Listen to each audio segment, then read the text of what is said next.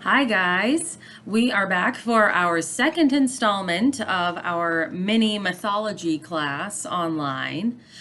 So last week we read, I think, 3 different stories and they were pretty fun. I remember they were enjoyable. We're still in the Micmac tribes section of legends that we're reading. To remind you, the Micmac tribe is from the Nova Scotia area, which is Canada, just off the coast of Maine. So that's whereabouts in the world we are. So we'll just jump right into the stories and get started. Our first one today is called Legend of the Turtle. Long ago, Turtle was the great storyteller of all the birds and animals of Glooskap's land. During the summer evenings, he had many friends who sat around and listened to his tales, but during the day they avoided Turtle, for they had work to do. When the cold winter came from the Northland, most of the birds flew south to the home of the warm summer, and many of the animals hibernated deep underground. But Turtle did not know how to do this. He walked so slowly that the cold winter soon caught up with him, and he nearly froze. He was very cold and lonely. When the next summer came, Turtle spoke to the geese about taking him to the south when winter came. The geese liked Turtle, and indeed he often had good stories, but the geese loved to honk their own stories far and wide while they traveled, and so they agreed to take him only if he didn't talk. Turtle agreed to this, but the geese knew Turtle would forget, so they carried Turtle by his mouth on a stick, and, of course, once off the ground, he didn't dare open his mouth. Turtle did not enjoy his stay in the land of the summer. It was too hot in his heavy shell, and he could not find animals who were interested in his stories. But he listened and learned new stories. The next summer, when the geese brought him back to Glooskap's land, though, he had learned the secret of how turtles can hibernate.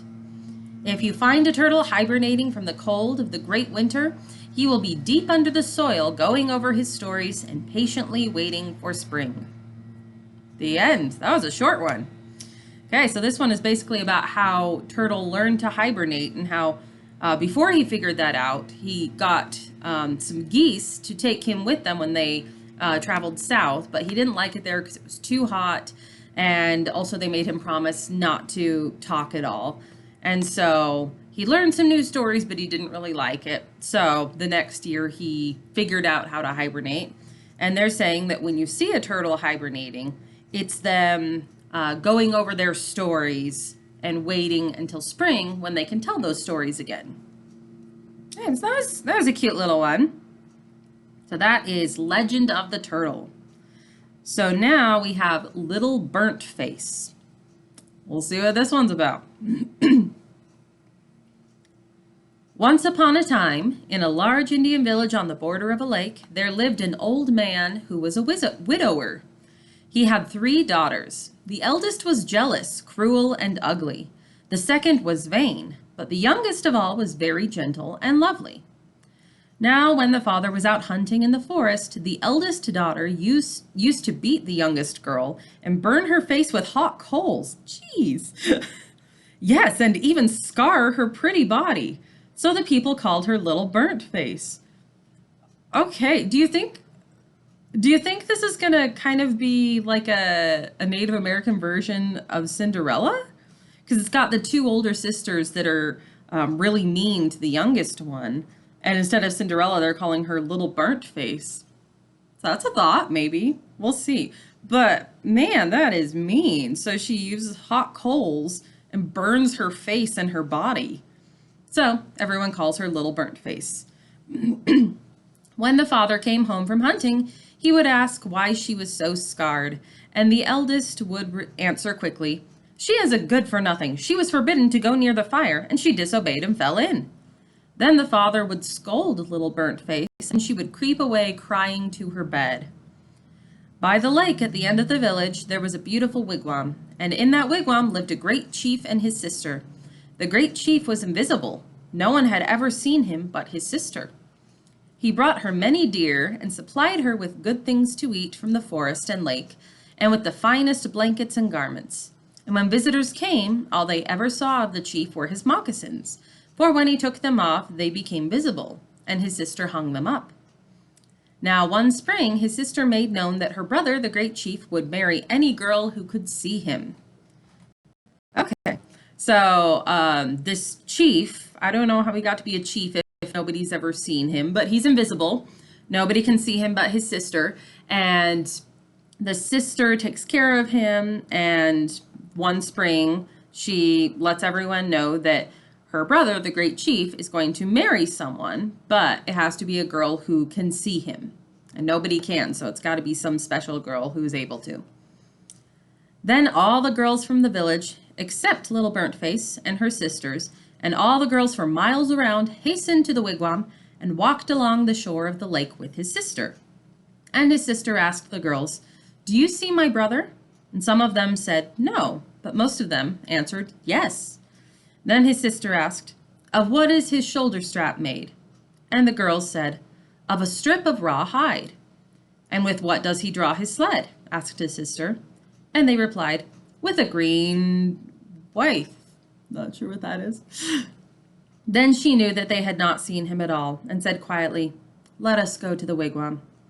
So to the wigwam they went, and when they entered, his sister told them not to take the seat next to the door, for that was where her brother sat.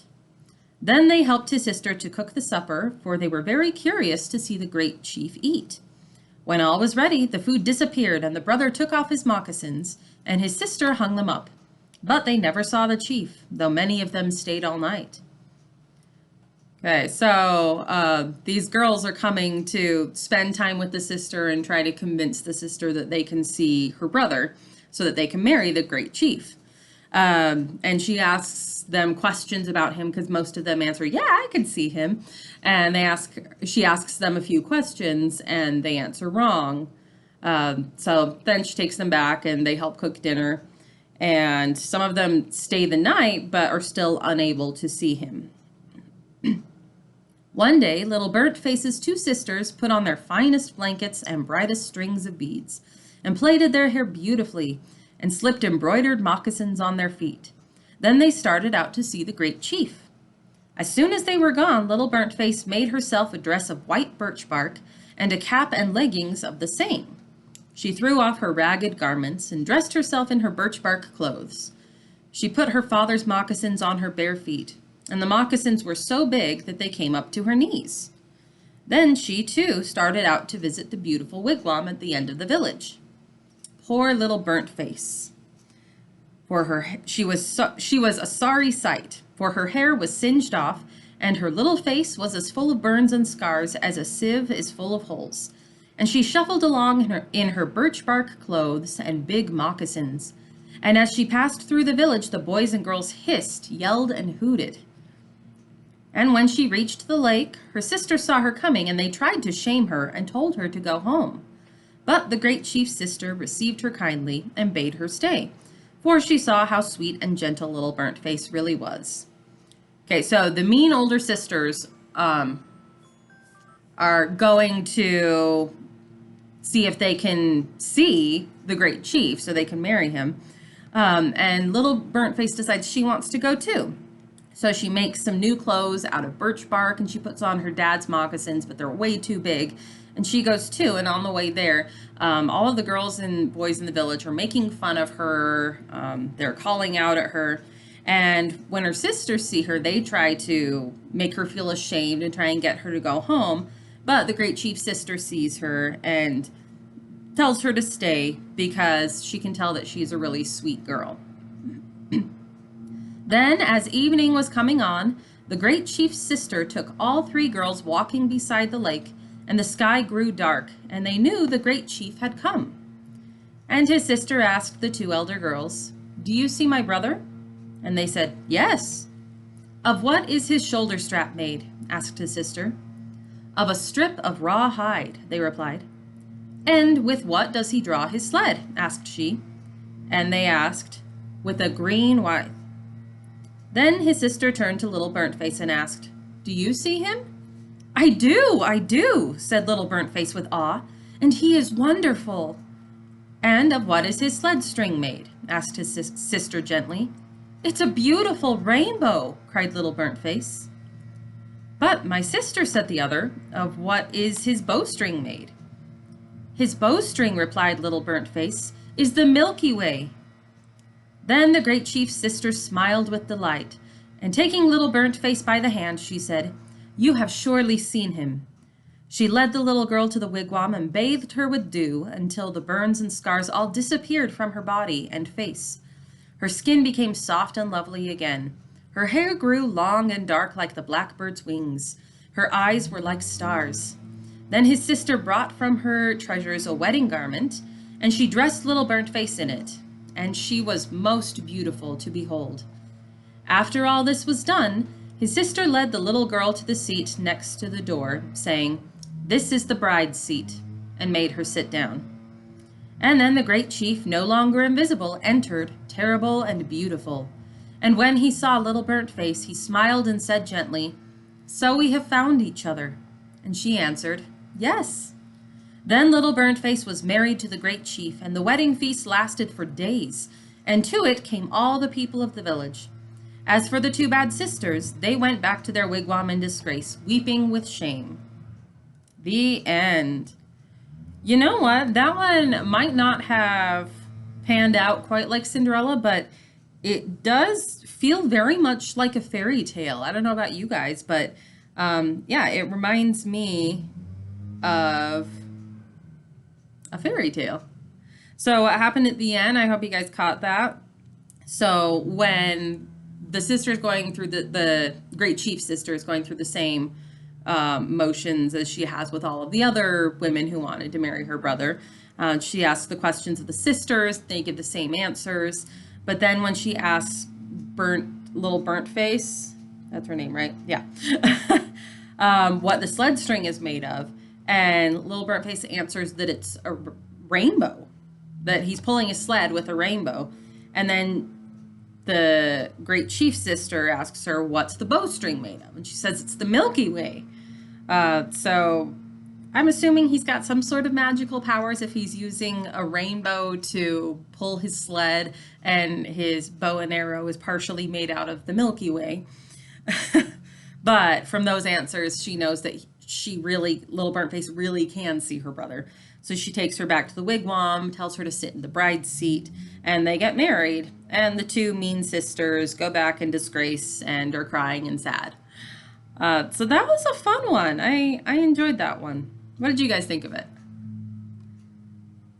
All right, and sorry if you can hear, there's like a leaf blower outside and it keeps going back and forth. So sorry if you guys can hear that. I'm trying to be loud enough that when it gets close, you can still hear me. All right, so next up we have a creation story. So I was saying in the last video that it's always interesting to read these creation stories because a lot of them have kind of the same themes, especially in the Native American legends from tribe to tribe. A lot of them have the world starting off as nothing but water, and then an animal or someone dives down and brings land up from below. So let's take a look at this one and see if it's kind of the same thing or if it's different, because there have been a few that are a little different. All right. This is a Micmac creation story.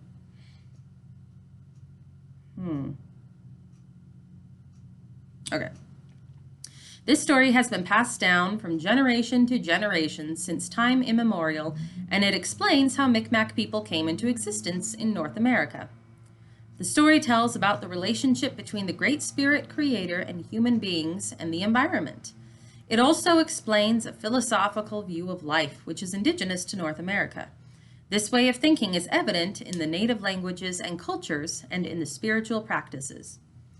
The fact that the Micmac people's language, culture, and spiritualism has survived for centuries is based on the creation story. Respect for their elders has given them wisdom about life and the world around them. The strength of their youth has given them the will to survive. The love and trust of their motherhood has given them a special understanding of everyday life. Among the Micmac people, the number 7 is very meaningful. There are 7 districts for distinct areas, which encompasses an area of land stretching from the Gaspé coast of Quebec and includes New Brunswick, Prince Edward Island, and Nova Scotia. The most powerful spirit medicine is made from 7 barks and roots. 7 men, representatives from each distinct area or Grand Council district, sit inside a sweat lodge, smoke the pipe, and burn the sweetgrass. Inside the sweat lodge, the Micmacs will pour water over 7, 14, and then 21 heated rocks to produce hot steam. A cleansing or purification takes place. A symbolic rebirth takes place, and the men give thanks to the spirit creator, the sun and the earth. They also give thanks to the first family, Glooskap, Nogami, Netansom, and and Neganagunamgusisko. Oh, geez. I'm sure I slaughtered that name. So thus far, they haven't actually started the story. They're just talking about the power of spiritualism in their tribe and the power of the number 7 and all the different ways that they use it. So now the story is going to start, and I'm really hoping that long name doesn't crop up too much because I will slaughter it every time I try to say it. All right. Gisulg is the great spirit creator who is the one who made everything. The word Gisulg in Micmac means you have been created. It also means the one credited for your existence. The word does not imply gender. Gisulg is not a he or a she. It is not important whether the Great Spirit is a he or a she. The Micmac people do not explain how the Great Spirit came into existence, only that Gisulg is responsible for everything being where it is today. Gisulg made everything. Okay, so it looks like what they're going to do here is they're going to kind of just introduce each character that is part of the original creation family. So Gisulg, it sounds like, is like the big head honcho spirit creator that made everything. And Gisulg is not a he or a she because it's not important to them what gender their creator is. Gisulg is just their creator. Niskam is the sun which travels in a circle and owes its existence to Isulg. I wonder if that was supposed to be Gisulg and they just misspelled it. I think so. So Niskam is the sun and owes its existence to Gisulg. Niskam is the giver of life. It is also a giver of light and heat. The Micmac people believe that Niskam is responsible for the creation of the people on Earth. Okay, I'm sorry if this is like super loud because it sounds really loud here, the leaf blower. I hope it's not coming through too much in the recording. It's annoying me, so sorry if it's annoying you too. Okay. Okay, so Niskam is the giver of life and of light and heat, as the sun. The Micmac people believe that Niskam is responsible for the creation of the people on Earth. Niskam is Gisulg's helper. The power of Niskam is held with much respect among the Micmac and other Aboriginal peoples. Niskam owes its existence to Gisulg, the great spirit creator. Okay, so we have Gisulg so far, the great creator, and Niskam, who is the sun, and was kind of like an assistant helper to Gisulg in creating. Utsigamu, let's say that's how we say their name. Utsigamu is the earth, or area of land upon which the Micmac people walk and share its abundant resources with the animal and plants. In the Micmac language, oh no, they spelled it differently there. Utsigamu means the person or individual who stand upon this surface, or the one who is given life upon this surface of land. Utsigamu refers to the Micmac world, which encompasses all the area where the Micmac people can travel or have traveled upon. Utsigamu was created by Gisulg and was placed in the center of the circular path of Niskam, the sun. Niskam was given the responsibility of watching over the Micmac world, or Utsigamu. Niskam shines bright light upon Utsigamu as it passes around, and this brought the days and nights. Okay, so our next character, Utsigamu, is the earth, basically. So they are the land that people walk on. Niskam, the sun, circles around Utsigamu, like the sun and the earth. Go figure. Okay, next we have Glooskap. After the Micmac world was created and after the animals, birds, and plants were placed on the surface, Gisulg caused a bolt of lightning to hit the surface of Utsugamu. This bolt of lightning caused the formation of an image of a human body shaped out of sand. It was Glooskap who was first shaped out of the basic elements of the Micmac world sand. Gisulg unleashed another bolt of lightning, which gave life to Glooskap, but yet he could not move. He was stuck to the ground only to watch the world go by, and Nisgam traveled across the sky every day. Glooskap watched the animals, the birds, and the plants grow and pass around him. He asked Nisgam to give him freedom to move about the Micmac world. Okay, so Glooskap has been created. They threw some lightning down into the sand, and it created his body. And then he's brought to life with another bolt of lightning, but he can't move around. And so he's just stuck watching everything. And he sees all of the animals and the plants and everything that that the other dude, Gisulg, has created, but he's not able to move. While Glooskap was still unable to move, he was lying on his back. His head was facing the direction of the rising sun, east. And then it says some long words, which I'm assuming mean east, but I'm not going to try and butcher them.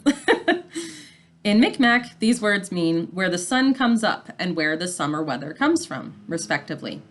His feet were in the direction of the setting sun, or okay, I guess I'm going to have to try it. Oketsanug. Other Micmac words for the west are Olesanug, where the sun settles into a hollow, or Etgesanug, where the cold winds come from. Glooskap's right hand was pointed in the direction of the north, or Otnug. His left hand was in the direction of the south, or Opgotsnug. They really want to teach us their words for these different directions, which is cool. I'm just really bad at pronouncing them. All right, so his left hand was in the direction of the south. And his right hand is pointed in the direction of the north.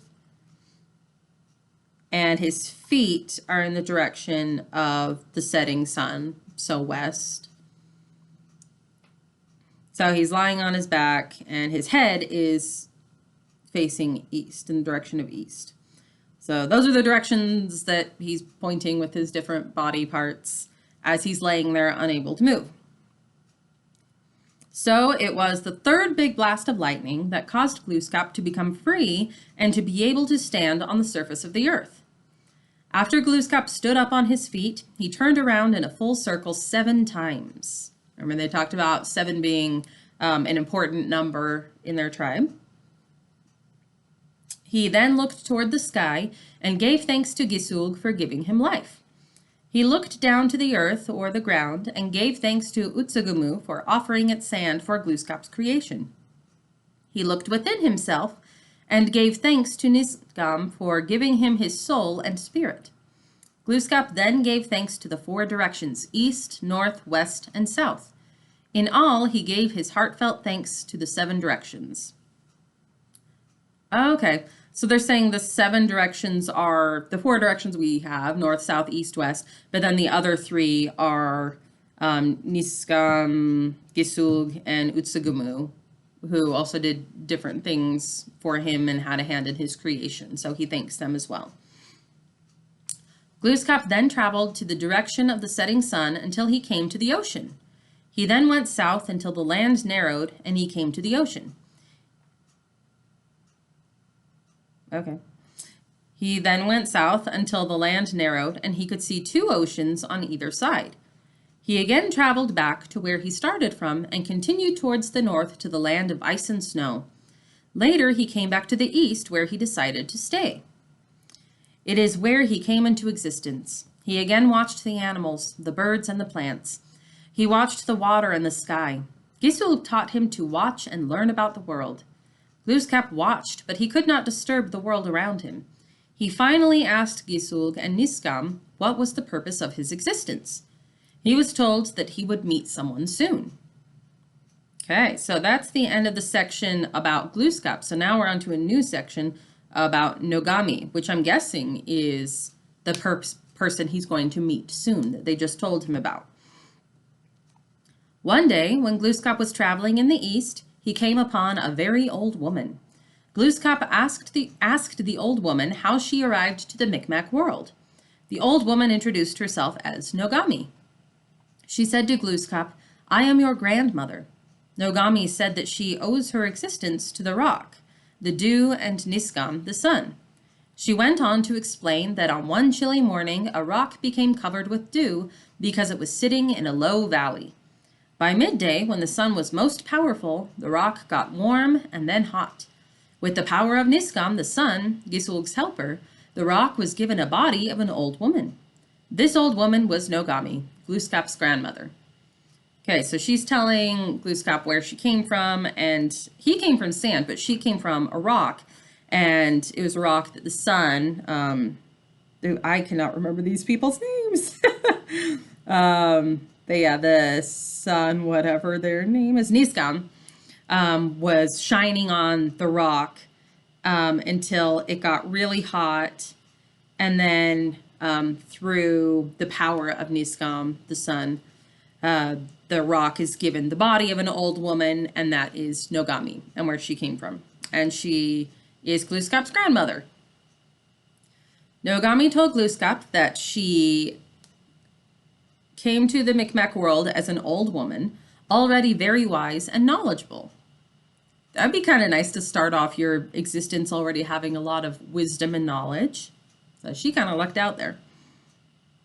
She further explained that Glooskap would gain spiritual strength by listening to and having great respect for his grandmother.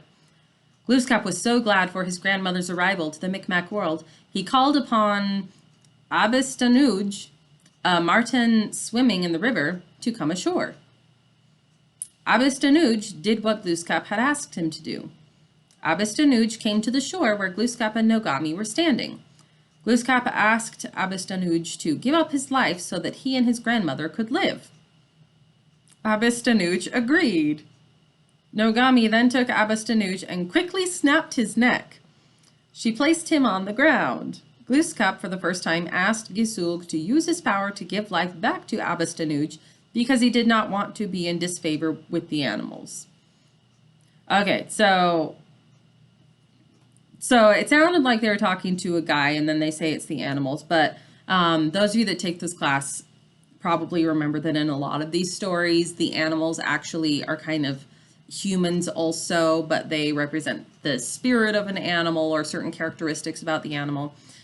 So maybe they'll explain it in the next bit, but for some reason they needed to kill this dude, Abistanuj. And asked him, "Hey, can we kill you so the two of us can live?" And Abistanuj agrees, so they snap his neck. Not sure why Abistanuj needed to die so that they could live. But then Glooskap asks Gisulg for the power to bring Abistanuj back. Because of Marten's sacrifice, Glooskap referred to all the animals as his brothers and sisters from that point on. Nogami added that the animals will always be in the world to provide food, clothing, tools, and shelter.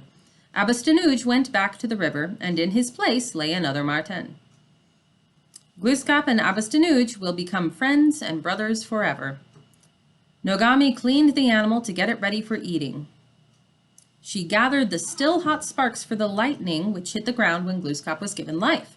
She placed dry wood over the coals to make a fire. The fire became the Great Spirit Fire and later got to be known as the Great Council Fire.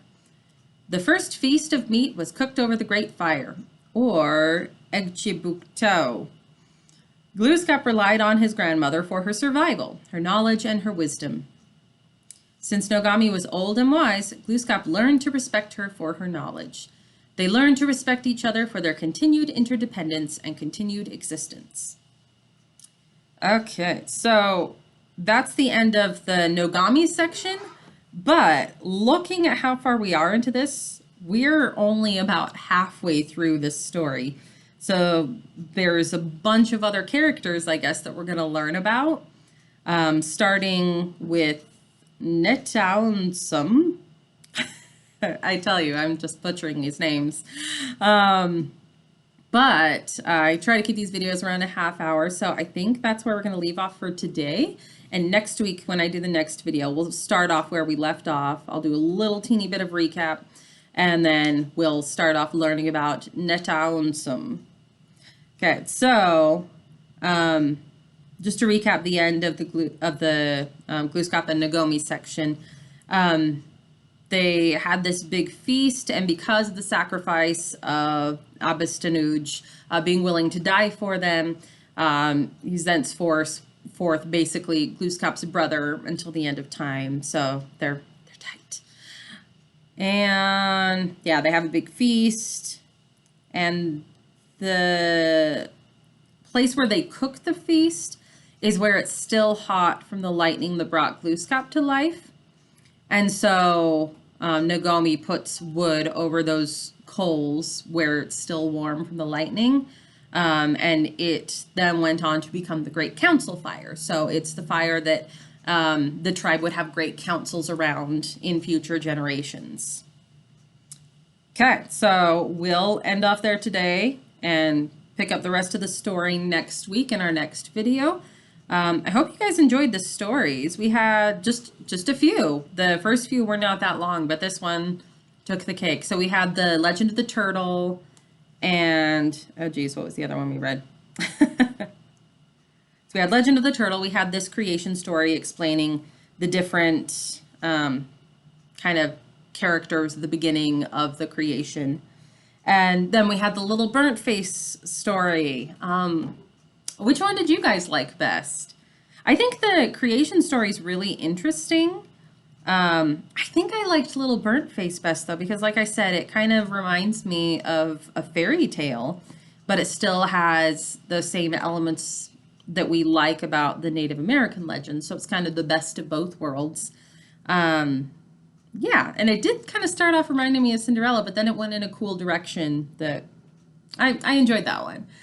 So I hope you guys enjoyed the stories today too. I forgot to tell you at the beginning of the video to get out some paper and draw. I hope a few of you did. If not, you got some cool stories about it.